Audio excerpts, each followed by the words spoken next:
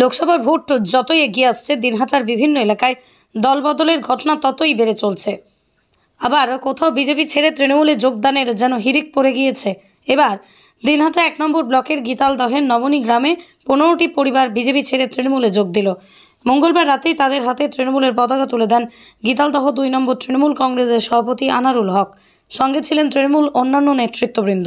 যদিও বিজেপির বক্তব্য, বিজেপির কোনো কর্মী সমর্থক তৃণমূলে যোগ দেননি। এদিন বিজেপি থেকে আসা কর্মীদের হাতে তৃণমূলের পতাকা তুলে দিয়ে তৃণমূল নেতা আনারুল হক বলেন, বিজেপি সাম্প্রদায়িক দল, ওরা মানুষের সঙ্গে মানুষের বিভেদের রাজনীতি কায়েম চলছে।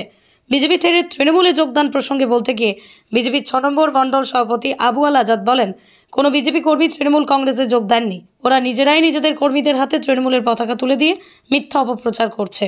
কে কয়টি ভোট পায়, ভোটের ফলাফল প্রকাশের পর বোঝা যাবে।